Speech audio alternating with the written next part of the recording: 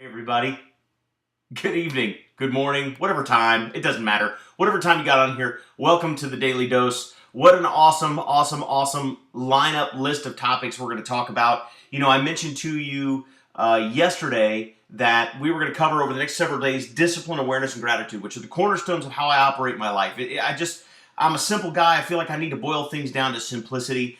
And in my mind, there's so much great material out there for personal development. I mean, there's books that have been written that are just life changers. Maximum Achievement from Brian Tracy. If you've never read that book, you've got to get a hold of that book. It's a life changer. There's been so many books like that. But for me personally, I can't remember all of the techniques and the strategies. So I just boiled it down to something easy that I could hang on to that would make a difference for me in my life. And what it came down to was discipline, awareness, and gratitude. Now, we talked about discipline. And discipline, frankly, is easy.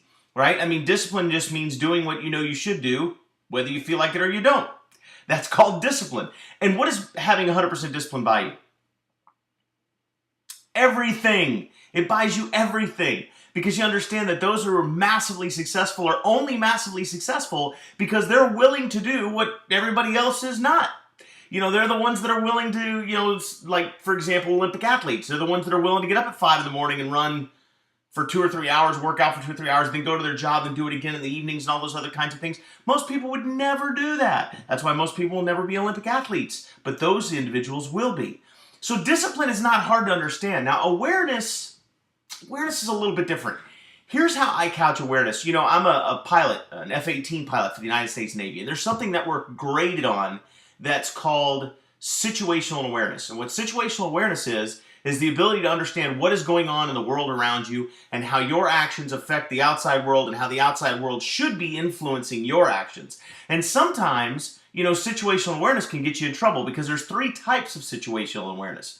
There's the situational awareness that you have, and that's correct. And that's the best kind, right? And then there's situational awareness that you don't have, and you know you don't have it. And that's bad, but it could be worse. The worst kind of situational awareness is the situational awareness that you think you have, but you're wrong. And that's the situational awareness that'll get you in trouble in the airplane. When you think you're the only person at 18,000 feet, and you're not. When you think you're in the overhead stack, but you're really offset by 3 miles and somebody's about to hit you. Situational awareness in the airplane can get you in a lot of trouble. When you think you're at 1,000 feet, but you're really at 500 feet. These types of things will kill you in an airplane, right? So it's bad, for example, in an airplane, if you're like, I don't know what altitude I'm at. Well, at least you know you don't know, so you can climb until you figure it out, right? But if you think you're higher than you are, then you could crash into the ground and have never even any idea that you did it. And that's what has happened to so many people in the past. Well, guys, that same kind of awareness or situational awareness affects us in our lives. I mean, we need to be aware. I sat down with a gentleman the other day, and we were talking business, right? And he was kicked back in the chair, and he was talking to me. He's a really nice guy. He's a family guy. He's got a family. And he was like, filth, flarn, found, farn, filth, and every other word was F word and S word. And I'm listening to him, and I'm in the Navy. And I was like, oh, right? And not that I'm a priss, like I get offended by language like that. But when you're talking business, right, that kind of thing can offend people. And frankly, even the ones that doesn't offend may not take you as seriously because you throw that kind of language around in a conversation with someone that you hardly know when you're talking business. And I didn't say that to him at the time, but that's what I was thinking. Here's a gentleman that just lacked situational awareness. He just wasn't aware that his language would affect other people in that way.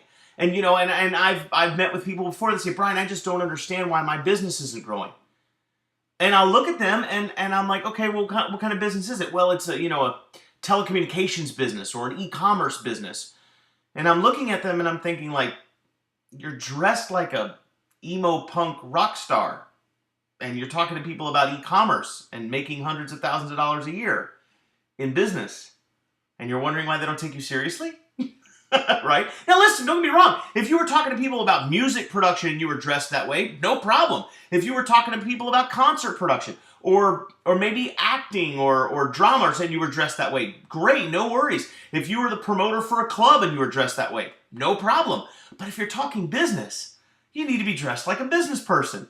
See, that's situational awareness. Here's another great example. You come home from work, I've done this countless times. You're tired, you're exhausted, you've had a rough day at the office, traffic was terrible getting home, you were 45 minutes late getting home, you know you got a stack of bills or paperwork or emails to answer when you walk in the door, you're exhausted, you come walking in the door, and you know your little daughter runs up to you or your wife runs up to you and goes, "Hi honey, how's your day?" And you're like, "Fine, I'm fine, I'm just, what's for dinner?" You know, or whatever. How many of us are guilty? Ever done that? Right? Well, guess what? See, your spouse or your children weren't there with you during the day. They didn't experience the heinous traffic on the way home. And guess what? They don't understand or may not understand why they're receiving the kind of feedback that you're giving them, even though you're not doing it intentionally, and they certainly haven't done anything to deserve it, but you see how you may be making them feel, and you see how that may be transpiring. See, that is situational awareness. And so what I teach is, when I teach awareness, awareness means being in the moment of now and understanding what is happening around you. Get out of your own little shell. You are not the center of the universe. Begin to look around, right? In the Navy, we call that a clearing turn, right? When you take one look over your shoulder before you do a hard angle of bank turn, right?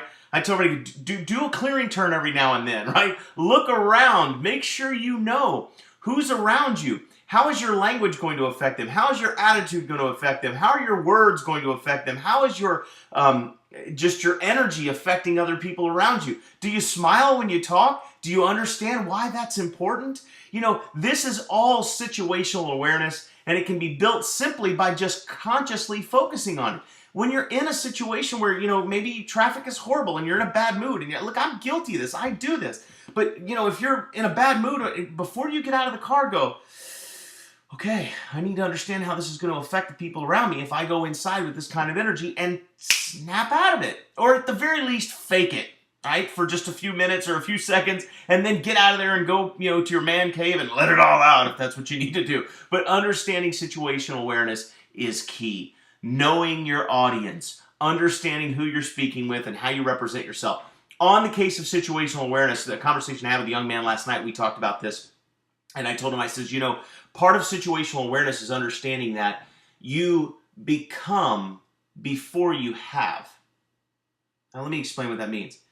If you want to be say a multiple six-figure income earner in the business world, you'll need to become a six-figure income earner in the business world here and here and here and from here before you'll ever see it here. Do you see? Because until you begin to walk, talk, act, and speak as a six-figure income earner would, you'll never earn a six-figure income in business. The same is true in athletics. If you want to be an Olympic sprinter, for example, until you begin to walk, talk, act, behave, eat, and train like an Olympic sprinter, you'll never become an Olympic sprinter. And that's true in every area of your life. So you've got to become first and then reap the rewards. And what an incredible mind shift change that must be. So here's what you can do. If you've got something in your mind that you want to become or something that you want to do with your life, if you want to be an author, if you want to be a successful business person, if you want to reach the top position in your network marketing company, imagine in your mind what that looks like, and then begin to act, walk, talk, and speak as someone in that position already does. And here's what will happen. Just like if you began to walk, talk, act, speak, think, eat, and train like an Olympic runner, if you really did that day in and day out, guess what would happen? You would start to become in phenomenal shape. You would start to run some incredible times. You would, in essence, become an Olympic quality runner or sprinter because you became that kind of person. And the same is true for whatever endeavor you're pursuing. And that's part of situational awareness, is recognizing what do people that are successful in that area that I want to go look like, and let me start looking like that, talking like that, walking like that, thinking like that, speaking like that. You know, I had a gentleman just the other day tell me, he says, Brian, I want to be successful in business, but, you know, I'm not getting dressed up and going to meetings. I said, well, then you need to own a surf shop. because that's what successful people do in corporate America. They put on suits and they go to meetings, right? It just comes with the territory. So understand what the world around you is telling you, take it on board, and do the things that you know you must do even when you don't feel like it, and you will already have discipline and you will have awareness, and tomorrow we'll talk gratitude. Go out there today, guys, and make today your day.